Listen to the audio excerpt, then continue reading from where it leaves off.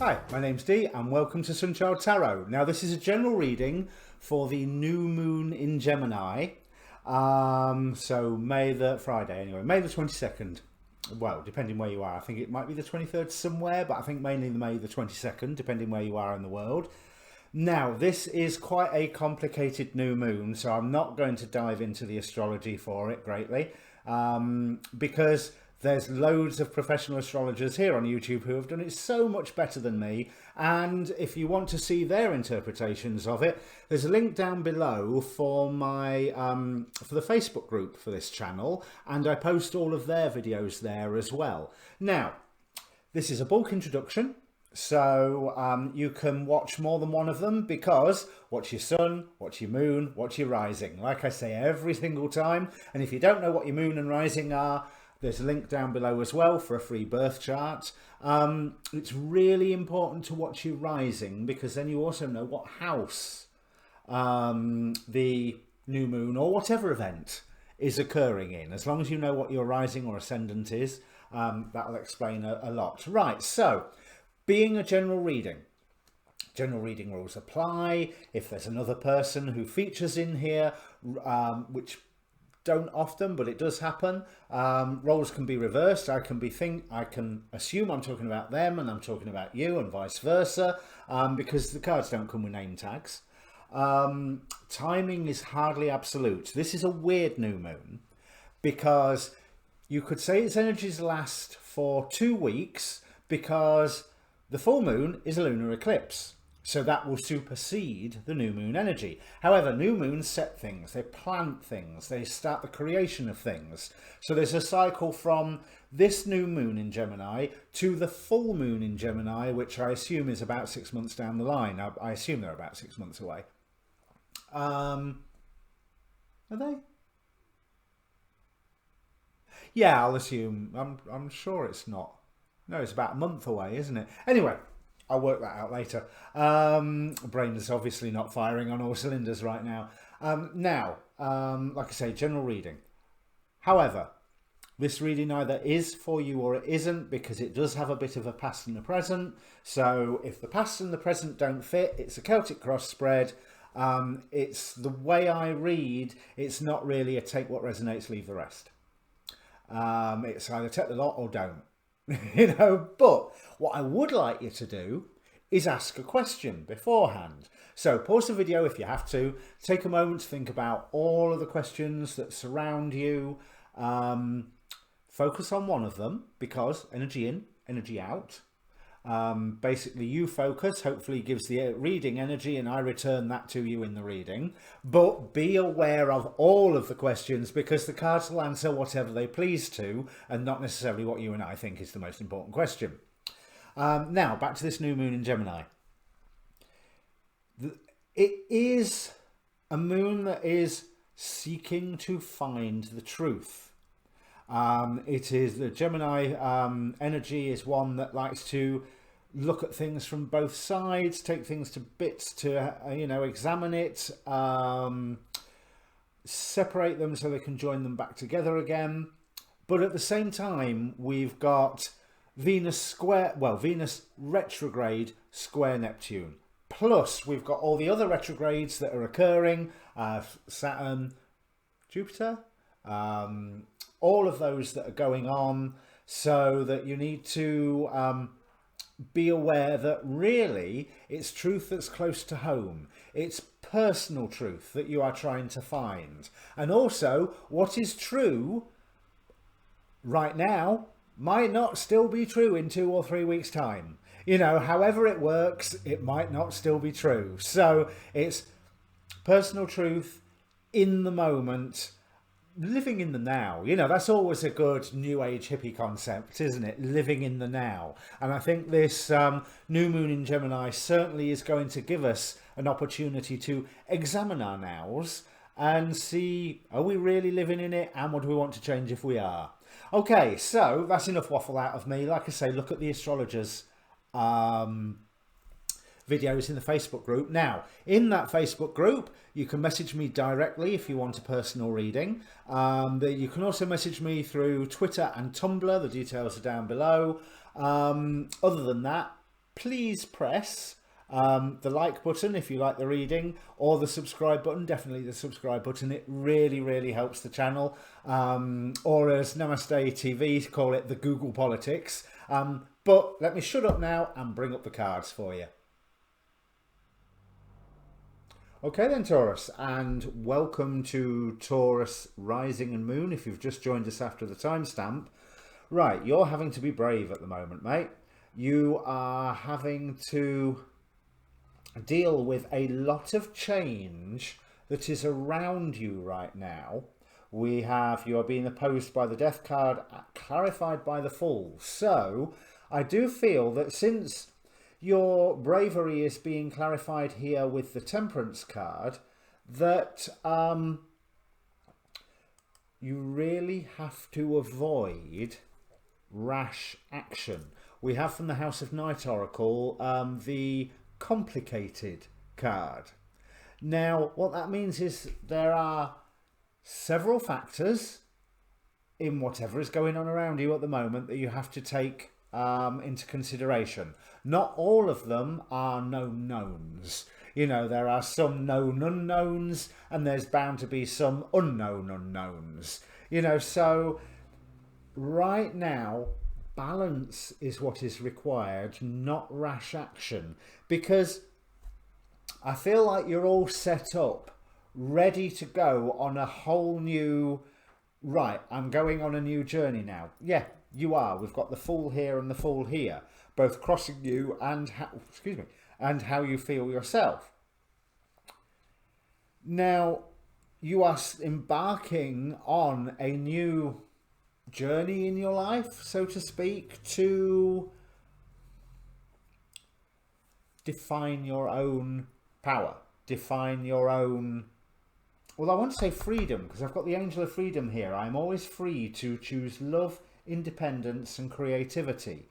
So something quite possibly has been taken away, death, and I don't think you need to rush to react to it. You don't need to rush to replace it. You don't need to rush to deal with it. Gently, slowly. This is what the Temperance card is saying, because what Spirit is bringing in for you, Princess of Cups clarified by the World. There's a new dream, a new way ahead, a new sense of fulfillment and emotion coming in, possibly through messages to start off with, that actually opens up the world to you. So diving straight in right now, maybe not the best bet. Maybe you just need to stay slowly until you've got all of the information, because as I say, we've got that Complicated card here.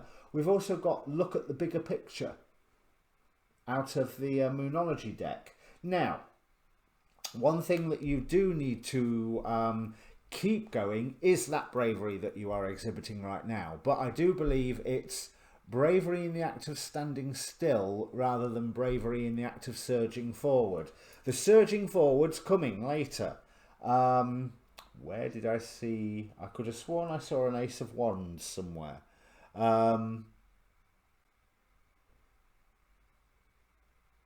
Maybe not. I could have sworn I had. It will turn up if it's down here. But there is the Archontic God Force that's trying to suppress you right now is strife. There's a lot going on around you. There's a lot of argy-bargy, arguments, conflict, competing needs, competing requirements and resources. Take it gently. Ace of Swords, Four of Wands. That's where my brain made up the Ace. No, Ace of Wands. There we go. That's coming for you in the future, the surging ahead. But the surging ahead is after you have chosen just what out of this current situation, or what remains out of this current situation, that you are going to pick up. And some of it you're just going to go, nope, not anymore. I know what's good for me. I know what I need to consider. And I also know that no use, neither use nor ornament, no good, no use for me. So That's a highly strategic card, the Seven of Swords. I'm not getting that whole secrets and lies things at all from it. It's a you choosing what precisely you are going to take with you and what you're just going, yeah, no, enough now. Because not everything has been taken away from you. Now, interestingly, what you have to work with here, we have the Two of Cups clarified by the Three of Cups. So you are surrounded by good friends. There is the Two of Cups is two forces that you can bring together through your own, again, patience, because two cups there in the hands of the angel in the Temperance card. May well be the fact that you have a good loving relationship there and people are celebrating it. Heck, taking that meaning, congratulations on your wedding, you know, have a good marriage. But there's, I do feel that that standing back will actually end up opening the doorway for a cause of celebration. I mean, these are lovely cards here. I know what you may be feeling all sort of, okay, I'm going to do something new and I don't know where I'm going, but I'm going to go there with all of my determination. You know, the Emperor card here. And other people can see that you are quite capable of it and can see you surging forward and exhibiting your powers, your skills, and getting the world to come around you and bend to your will to do what you want to do. But that's why I urge that message of temperance. Wait until you know as much as you can. Now, like I say, there's going to be unknown unknowns. But if you've got a few known unknowns, try and find out what they are before you surge ahead forward. Because you will be surging ahead forward, but it is better to be holding the correct tools and to be having the correct facts at your disposal rather than shooting off half-cocked. So, from the Goetia, the Demon-Possessed Tarot, we have the Ace of Swords. So clarity is coming if you make a commitment to... Well, we've got Seven of Pentacles here, which can be a harvest or a ruined harvest. But I'm really drawn to the idea that it's a 7 and the fact that Nibirius here is manifesting as a bird, possibly a raven or jackdaw or that sort of, you know, one of the wisdom birds, rather than just messenger birds. You need all the information to forge ahead on a path that feels right for you spiritually. Now, I'm not saying that you're going to go all woo-woo and open a crystal shop on a beachfront somewhere. Although if that's what you want to do, crack on, you know. But I am saying that use this opportunity right now to go and find out, you know, by getting those correct tools. If I do this, I feel good about it. If I take that option, I don't feel so good about it. Well, then don't take that option then. Simple as. Do not be forced right now because you have the freedom, Angel of Freedom. You may feel like you haven't got a lot to work with, but we have I can never say this. Shatiel, the Angel of Silence. The Angel of Silence who just dances in the snow. I'm sure I've got the right one. No, that's Shalegiel, isn't it? But she's sat in the snow, so I would assume that somewhere Shalegiel is dancing. There's very little information coming to her, but in the silence you can listen and you can think and you can feel. And you can feel away from all this strife. So, this is definitely a call. I take back what I said about low resources. That would be Shalegiel. With Shatael, it's that more receptive state. To be receptive, you have to wait. You have to have that balance. be brave by standing still, not by surging ahead, because the time for the surging ahead will come. Because it's almost like you're saying, I can make things happy as they were before, but it's all still going to end. Another aspect of this fear is that, am I going to change everything so it is going to be all just the same as it was before? But I'm thinking that no. But the answer on this relies on you. 9 of Pentacles at the end. The moon clarified by the 9 of Pentacles. So we have, again, that image of bringing two things together. The tame and the wild, the twin pillars. I mean, here we have Thoth and Anubis? No, not Thoth.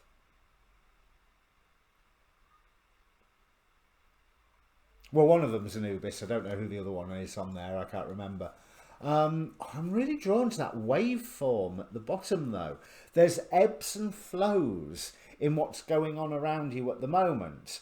And when there's an ebb and you get this point of silence, that's where you can go, hang on a minute. Now, I know how I want to surge forward, but I know what my boundaries are. So that brings that whole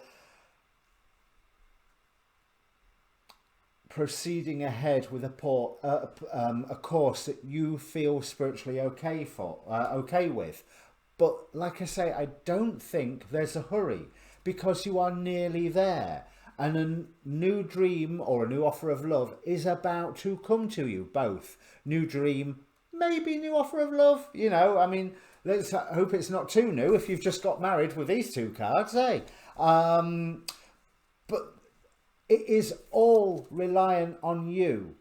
It is all reliant on you, and you measuring your own strength and your own power and just doing it at the right moment, at the right time. That's all of the cards, isn't it? So, if this means anything to you, Taurus, comment down below. Press the like and subscribe button while you're passing, if you would please. It really does help the channel and the video. But more importantly, comment. It's nice to know what you think, or if this has resonated for you. If you join the Facebook group, you can see the astrology videos that I post. They're not got me in them. And you can message me directly if you're interested in a personal reading. Other than that, be brave, but be brave by standing still for a little while. Cheers.